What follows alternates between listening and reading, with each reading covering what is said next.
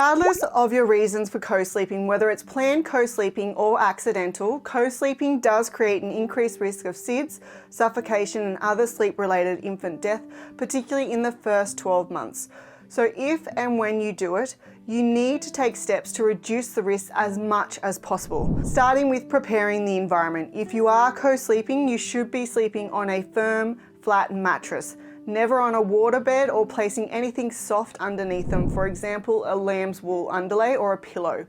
as this can actually increase the risk of overheating, which is a known risk factor for SIDS, as well as increase the risk of accidental suffocation. You should also move the bed or mattress away from the wall or other pieces of furniture, because this will ensure your baby can't get trapped between the bed and the wall or the bed and those pieces of furniture. Now, this often leads parents to becoming concerned that their baby may roll out of the bed and fall onto the floor. So to limit the risk of falling, obviously ensure that your baby's not close to the edge of the bed, and think about whether or not you want to place that mattress directly on the floor, because this will reduce the risk of your baby accidentally falling out of the bed significantly. Do not place pillows on the side of your baby to prevent them rolling off, as this will actually increase the risk of overheating as well as suffocation. Once the bed is prepared and it's time to hop in with your baby, make sure that you position your baby so that they are to the side of one caregiver and not between two caregivers, because when you sleep a baby between two caregivers, it increases the likelihood of the baby's head becoming covered or slipping beneath the adult bedding and resulting in suffocation, as well as increases the risk of overheating, which is a known risk factor for SIDS. You also want to make sure that you place your baby on their back to sleep, never on their tummy or their side, because babies who sleep on their back are much less likely to die of SIDS than babies who sleep on their stomach or their sides. And most importantly, you want to make sure that there is a clear space around your baby. So you do not want any blankets, pillows, sheets, doonas, lamb's wools, or soft toys within reach. And this is because these items can actually increase the risk of SIDS, suffocation, entrapment and wedging, as well as strangulation. Now, if it is a cold night, instead of using bedding like blankets and doonas, you want to place your baby in a safe sleeping bag with their arms out. You don't ever want to wrap or swaddle your baby when you're bed sharing or co-sleeping. And lastly, you want to make sure that your partner is aware that you've actually placed a baby in the bed with you. While this advice helps to reduce the risks associated with co-sleeping, there are times when you should never share a bed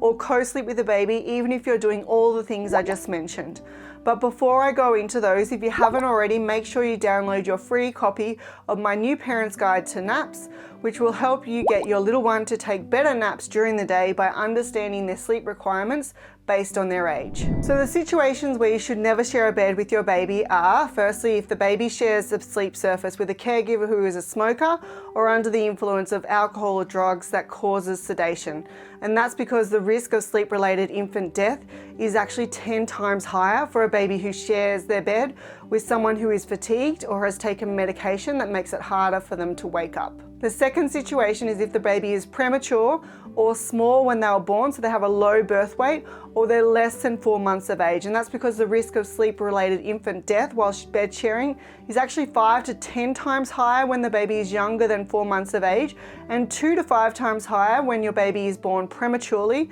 or they have a low birth weight. The third situation is if adult bedding, doonas, or pillows are being used and they may accidentally cover the infant, and that's because the risk of sleep-related infant death is 2 to 5 times higher for babies who bed share when adult bedding is being used. The fourth situation is if the baby is sharing the bed with other children or pets, and that's because the sleep-related infant death is 5 to 10 times higher than the baseline risk of a parent and infant bed sharing, so it's significantly higher. And the last situation is if the baby is placed to sleep on a sofa, beanbag, waterbed, or a sagging mattress. And that's because the risk of sleep-related infant death is up to 67 times higher when infants sleep with someone on a couch, a soft armchair, or a cushion. Now, while all of these things help to reduce the risks associated with co-sleeping, unfortunately those risks can never be eliminated completely. And for that reason, the American Academy of Pediatrics and Red Nose Australia don't recommend co-sleeping,